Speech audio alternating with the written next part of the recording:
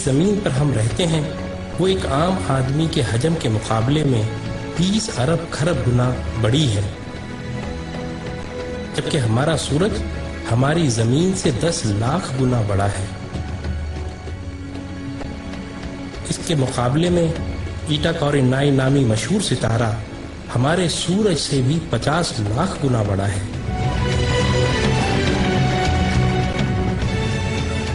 اس کے بعد battle juice نامی ستارے کا نمبر آتا ہے جو ہمارے سورج سے 30 کروڑ گنا بڑا ہے۔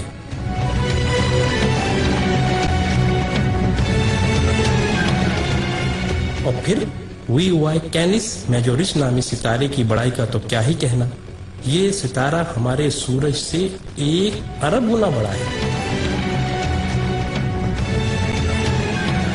کیا آپ کو معلوم ہے کہ جس کہکشاں میں ہم رہتے ہیں اس کا نام ملکی وے ہے، اور ہماری صرف اس ایک کہکشاں میں ہمارے سورج جیسے 300 ارب سے زائد سورج موجود ہیں۔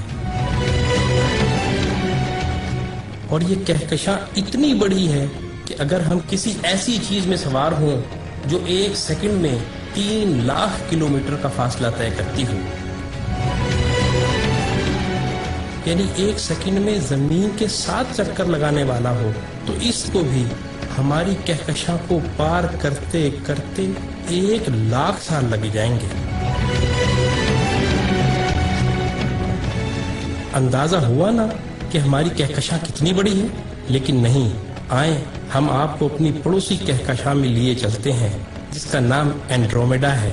وہ ہماری کہکشاں سے 2 گنی ہے، یعنی 2 لاکھ نوری سال وسیع و عریض ہے،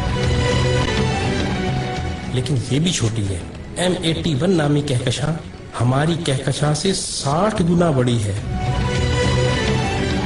جبکہ IC 1011 نامی کہکشاں ہماری کہکشاں سے 600 گنا بڑی ہے۔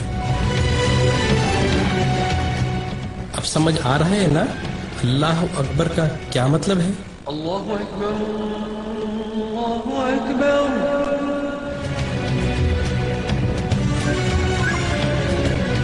آئیں، ابھی یہ سلسلہ ختم نہیں ہوا۔ جیسے ستاروں سے کہکشائیں بنتی ہیں، آپ کو معلوم ہے کہ اسی طرح کہکشاؤں سے کلسٹر بنتے ہیں، اور جس کلسٹر میں ہماری کہکشاں واقع ہے اس کا نام ورگو کلسٹر ہے، اور صرف اس ایک کلسٹر میں 47,000 کہکشائیں ہیں۔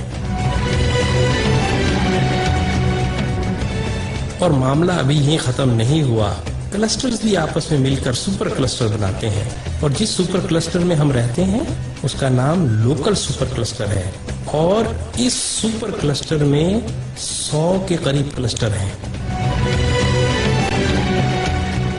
اور اس سپر کلسٹر جیسے کم و بیش 1 کروڑ سپر کلسٹر ہماری کائنات میں موجود ہیں، جو ایک عظیم جال میں معمولی نقطوں کی مانند نظر آتے ہیں، اور ان سب کو صرف ایک ذات یعنی اللہ تعالیٰ نے بنایا ہے۔ تو اندازہ ہوا کہ اللہ کتنا بڑا ہے۔ یہی وہ کبریائی ہے جس کو قرآن سورہ زمر میں یوں بیان کرتا ہے، اور انہوں نے اللہ کی قدر ہی نہ کی جیسی اس کی قدر کرنے کا حق تھا۔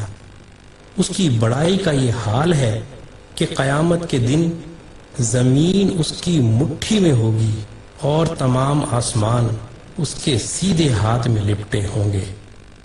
یہ ہے اللہ اکبر کا صحیح مطلب، اور یہی وہ عظیم جملہ ہے جس کو سننے اور سمجھ لینے کے بعد